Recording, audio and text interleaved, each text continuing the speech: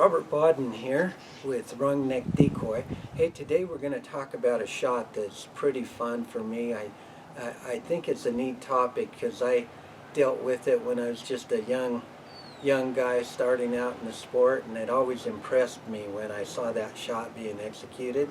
And it's the straight on, dead on, head on shot on a duck when he's coming in and coming at you at a pretty good pace. So we just wanted to talk about that a little bit. And I want to start out and preface this whole topic on the idea that I think that 90% of the shots that I see executed on film or on the videos, hunting videos, 90% of those shots are on birds that are flared.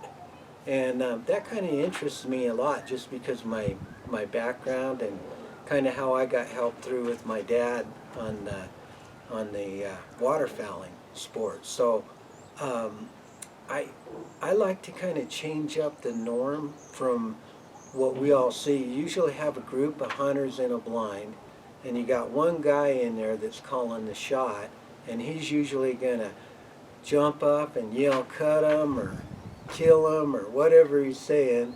And at that point, all butts and guns jump up at the same time, and that creates this motion that the birds that are coming in, they're flaring immediately. Don't get me wrong, I like that type of action, and I have a lot of fun on those shots as well. But the thing that's really cool about our sport is that the bird is going to present many varied positions and directions and flight patterns. And so for me, it's just really enjoyable to be able to take a different shot. And so we're going to focus on the bird that is just coming straight into you and maybe hasn't gotten to the point of being in range to shoot. So if you watch a lot of the videos that we have on our channel, you'll see that a lot of the birds that I shoot, I'm catching them right in the middle of their wing beat. They're not flaring, and they didn't even know what hit them. And it's because I have a little bit different approach on that. I hunt, honestly, a lot of days I'm just out there alone. And then if I got somebody with me, it's usually one guy or at the max two. And so we can kind of control that situation that I just explained. Or just kind of mapped out for you. And so what I like to do is I like to kind of change that up a little bit, and I like to go kind of a Comanche style. And the guy that taught me this was my dad. Here's a picture of him. His name was Jack Bawden, and he was one of the early waterfowlers out on the Great Salt Lake marshes, and he shot his first duck back in 1926. And so when he got me in the blind, I wasn't allowed to take my first shot at a duck until I had a substantial amount of time in the blind with him, watching and seeing how he was doing things. And there's some shots, and this one that we're talking about, the dead on, straight on shot, where he didn't want a lot of action and a lot of quick movement. He would do it like Comanche style. He'd take that gun and raise that gun up real slow because he could see that bird from way out coming. And he'd mount that gun and have that gun right on that shape that we're going to talk about. This shape right here. And when he had that bird in range, or he knew that when he pulled the trigger, by the time he pulled the trigger, that bird was going to be in range, the devastation on that bird was unreal.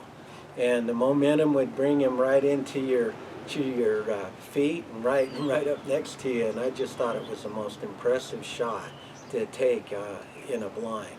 So we'll go ahead and go through some details and what are the benefits of taking that shot.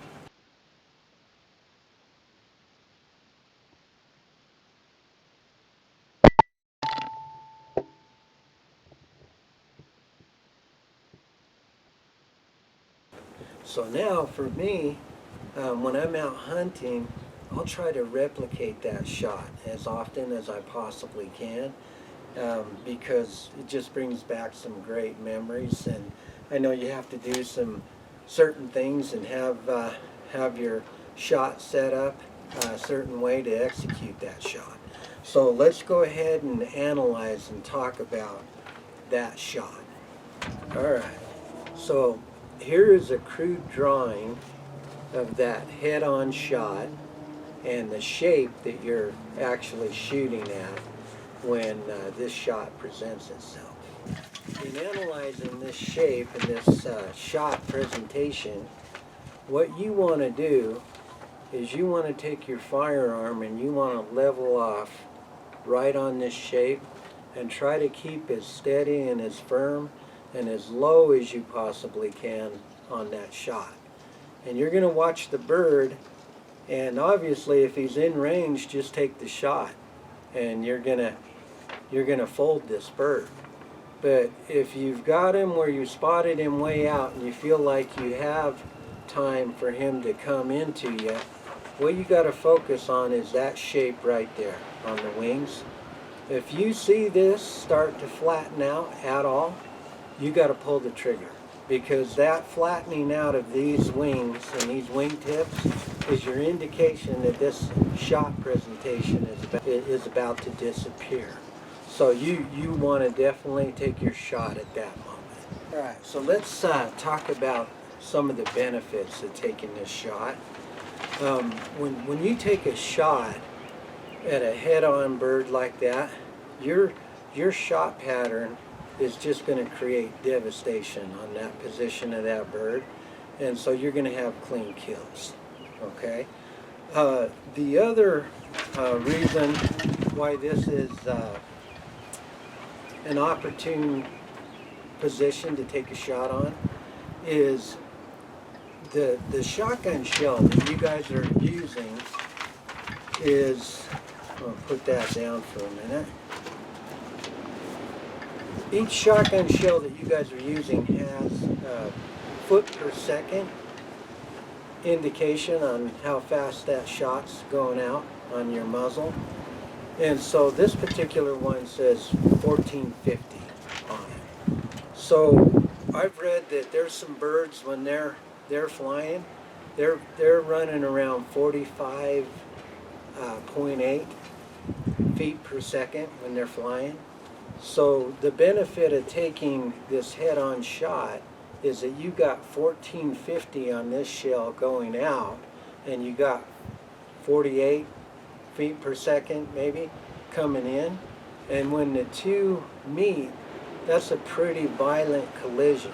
And so I basically upped this shotgun shell up to 1500 feet per second without adding in any undue stress to my muzzle or my choke.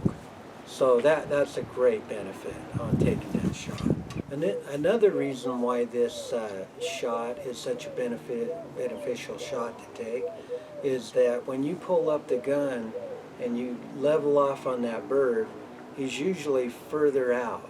And so there's less chance for this bird to spot you, the motion, or your position in the blind. The other aspect that's really nice about it is you have a higher chance of a headshot, which we know will be putting that bird down pretty good. And the reason for that is you don't have to judge a distance on a lead. You're just leveling off on the bird, and my shot most likely is going to be in that area where I want it to be. The other part of that shot that works really well is, you know, as far as the distance of the bird when they fall. If I got a bird that's going out from me and I take the shot, obviously that bird's going to be hitting the marsh and a further distance away. But if I'm taking that head-on shot, that momentum of that bird's flight is going to most likely drop him right here in front of my feet. And so that's another thing that just kind of helps me, because I've got my barrel camera. Is about all I'm doing is taking film footage of trying to show that I'm killing birds over this concept on the WrungNeck motion concept. So if I can get more of those shots executed, that bird's momentum will come down and hopefully fall right in the these guys are operating. So that's why it's pretty important for me to do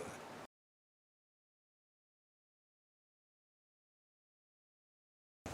So what are some of the drawbacks of taking this shot that we're talking about? To execute this shot, you have to have excellent muzzle control. So you can't, take the shot and then be jerky at all or pulling the trigger and pulling up.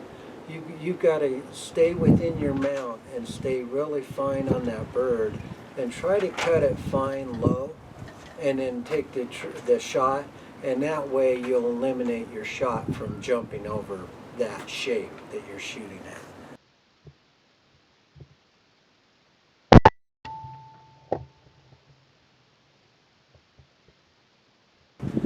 The other drawback to taking this shot is it does create drag in your lead and your normal process of you mounting the gun and instinctively getting out in front of that bird. So you guys can probably feel me when I'm talking about as if I'm laid out level on this bird that's coming straight in, and then I get overwhelmed with the presentation or the speed of the bird, and I just can't get my finger to pull that trigger, which happens sometimes, and the wings flatten out and he makes his turn and he starts to go right to left on me. It's going to be harder for me to come out of that fixed position and get on that bird and get the required lead that I want to have out in front, catch that bird on the back half of my pattern. So that's just my personal experience. So what I'd tell you is if that happens to you and you have that bird coming straight in, and then for whatever reason he just burns you on his change of flight, then your movement you do to catch up with that bird, you just try to get your lead a little bit more extended than what you feel would be normal, and I think you'll get that bird. But it's just the point, it's the situation where you're going from a fixed point and you've got that drag trying to get yourself into your normal swing. Hope that makes sense. The other drawback to this shot, it might be perceived as you taking the shot too early, and so you could have some people upset with you.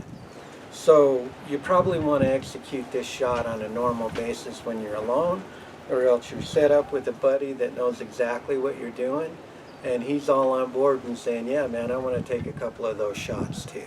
So I hope this helps, and you thought it was interesting and worthwhile to talk about this shot that I think is one of the funnest and one of the most impressive things to see a guy execute in the blind. And good luck to you guys on getting ready. We're in the off season, and it's kind of crazy off season right now. So just try to stay focused on the fun aspect. Work a few decoys. Set up your rig the way you want to have it when the season starts. And yeah, just good luck to everybody. I'll keep letting you know how we're going on this concept with the WrungNeck decoy, and see if we can get that thing expanded out through the nation a little bit. So appreciate y'all. Thank you very much. See you.